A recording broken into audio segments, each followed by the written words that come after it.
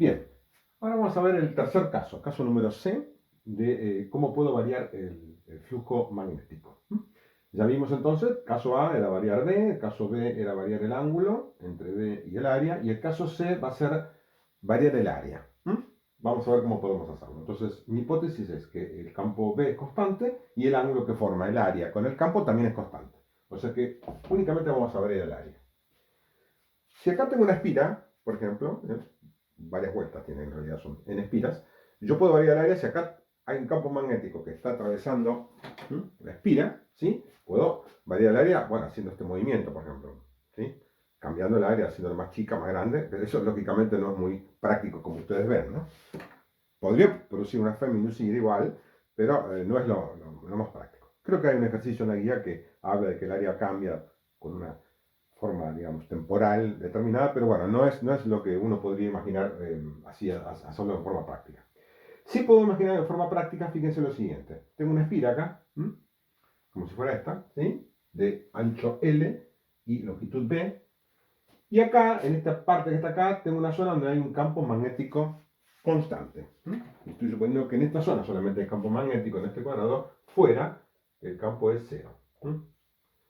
Esto se puede lograr, digamos, si uno tiene un imán o alguna forma de hacerlo con materiales magnéticos, como vamos a hacer más adelante, puedo de alguna manera acotar la zona donde tengo campo magnético. O sea que es relativamente fácil de hacer.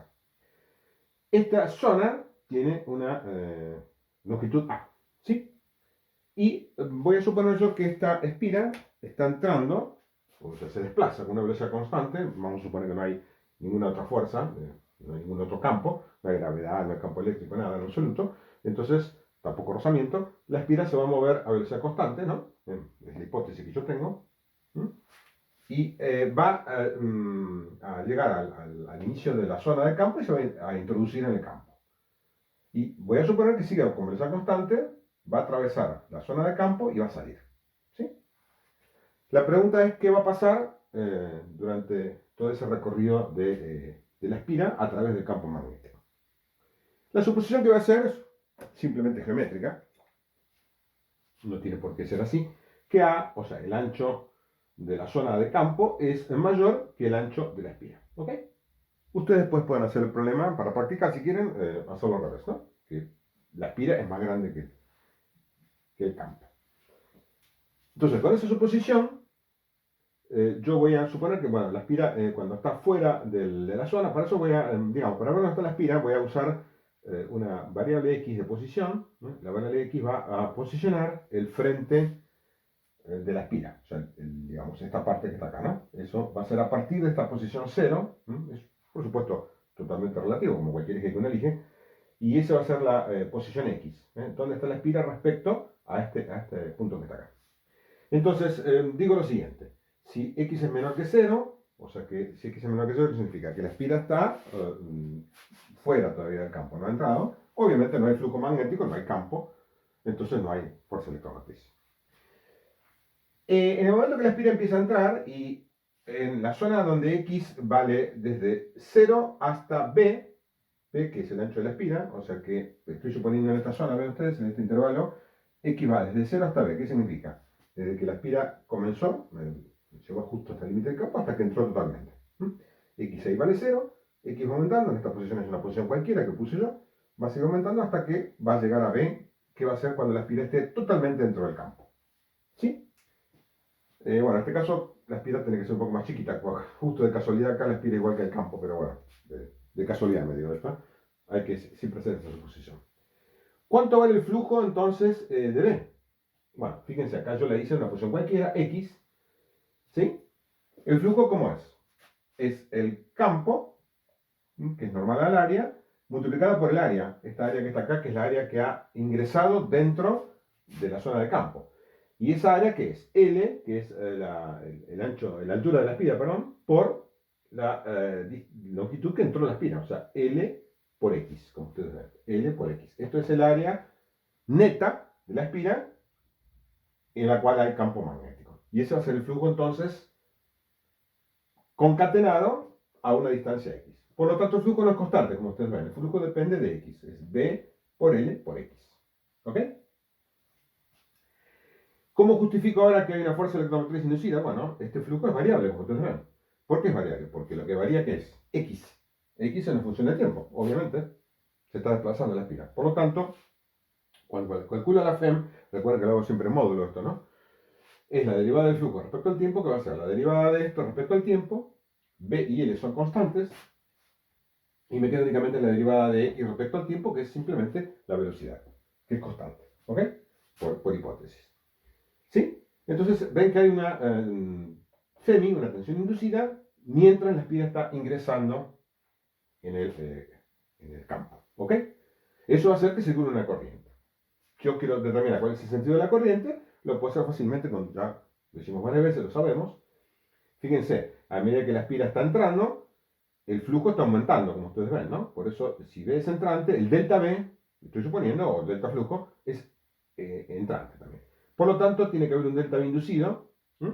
Un delta B inducido que tiene que ser saliente. Este, como ustedes saben, se tiene que oponer a la variación. Entonces, para que haya un delta B inducido aquí dentro, tiene que la corriente circular así, para que produzca ese campo inducido. Entonces, este va a ser el sentido de circulación de la corriente inducida mientras la espiral está entrando. ¿Ok? Y esta va a ser la tensión inducida. ¿Qué pasa cuando la espiral entró totalmente? En el momento que la espiral entró totalmente, tiene que ser un poco más, vamos a hacer un poco más angosta, ¿no? Para que, claro, una vez que la espiral está entró totalmente, ¿qué va a ocurrir?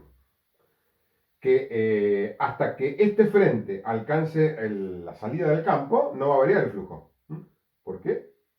El área no está entrando y saliendo área de esta zona. Siempre el flujo, ¿cuánto va a ser?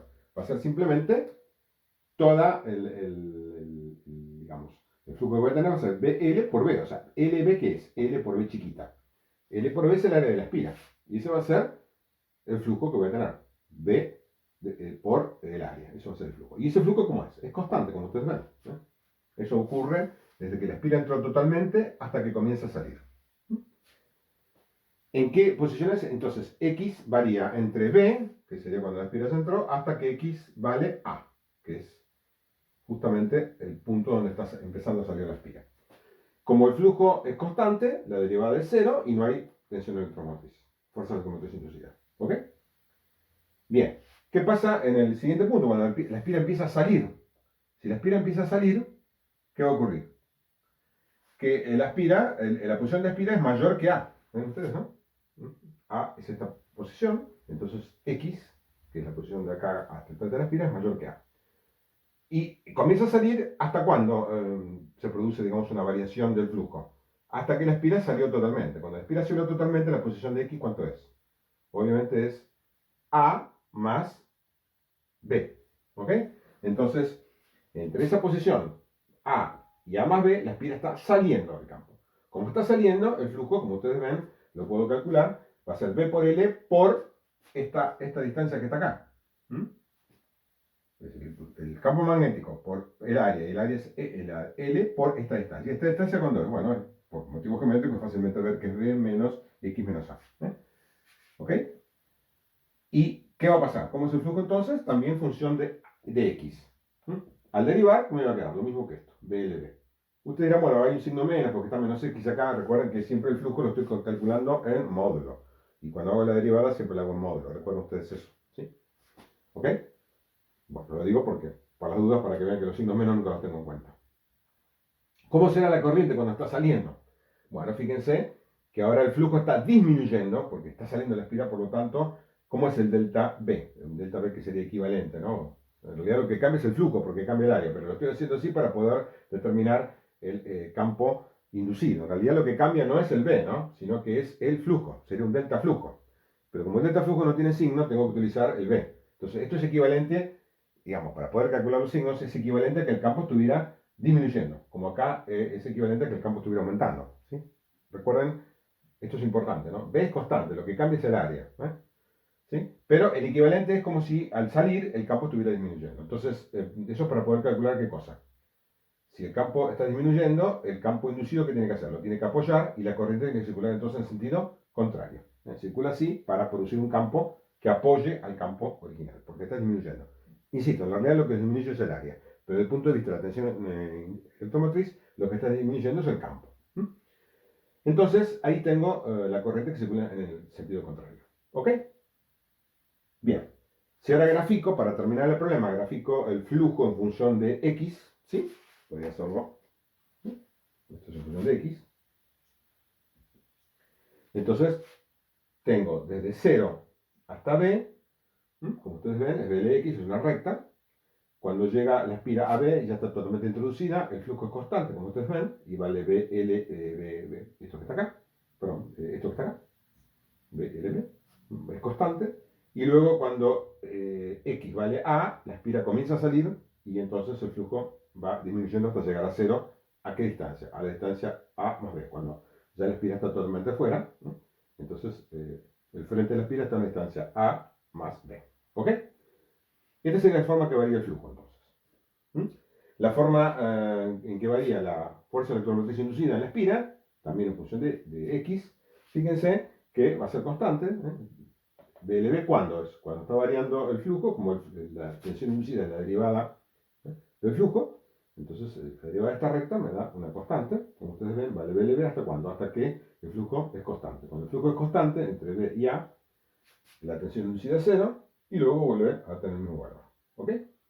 Esto está, por supuesto, está en forma de módulo, ¿no? Como ustedes saben. Si no, la tensión tendría un signo en una parte y en la otra parte sería contraria. En algunos libros puedo dibujar la positiva y negativa. Pero acá lo hago así porque realmente no sé cuándo es positiva y negativa. ¿Ok? ¿Sí? Así que no.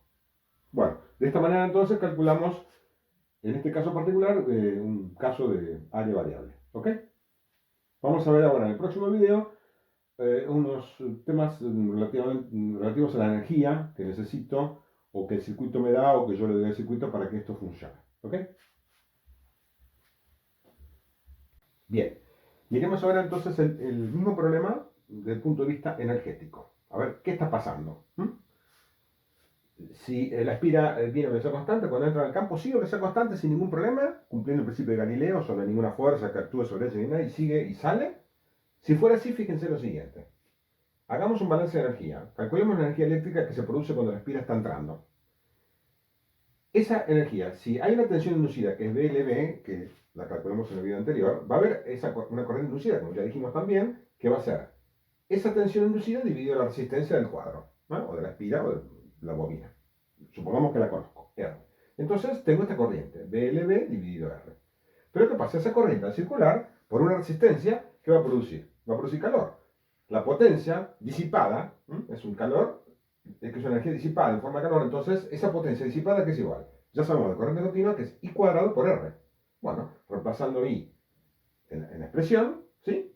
Me queda esto que está acá. O sea que esa es la potencia B cuadrado, L cuadrado, B cuadrado dividido R es la potencia eléctrica mientras la espira está entrando. ¿Sí? Bien, ¿cuál es la energía entonces que me dio teóricamente el sistema en forma de calor? ¿Cuál es la energía total disipada? Va a ser la potencia multiplicada por el tiempo, que está, digamos, aplicada a esa potencia, como ya sabemos. Potencia es energía dividido tiempo, por lo tanto, energía potencia por tiempo. Ya lo sabemos también de corriente continua eso. ¿Y el tiempo cuánto es? Bueno, el tiempo va a ser el tiempo que el aspira esté entrando, ¿no? Desde que está ahí hasta que entró totalmente.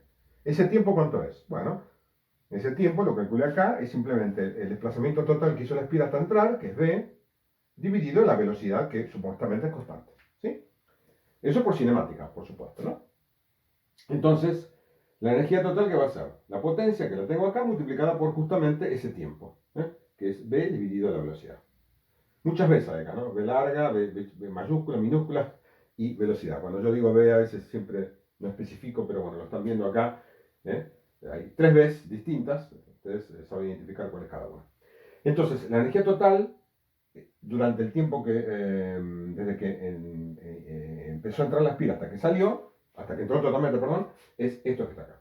Esta es la presión. Bien. Si no pasara nada, esto entra en esa constante, es una fantástico sería esto, ¿no? Porque si la pila sigue después de esa constante y no pierde su energía cinética, ni hay ninguna otra fuente de energía, ¿qué sería? Que este sistema es un sistema que me está entregando calor a costa de qué? Bárbaro, me calienta algo y gratis, lo cual es absolutamente imposible, como ustedes se dan cuenta. ¿Sí? No puedo mantener la velocidad constante en estas condiciones. ¿Qué está pasando en realidad? ¿Puedo mantener la velocidad constante sin hacer nada? o sea, la aspira mientras entra, va a mantener la velocidad constante. Miremos un poquito ahora, pensemos en la fuerza eléctrica. Analicemos ahora desde el punto de vista mecánico, no eléctrico.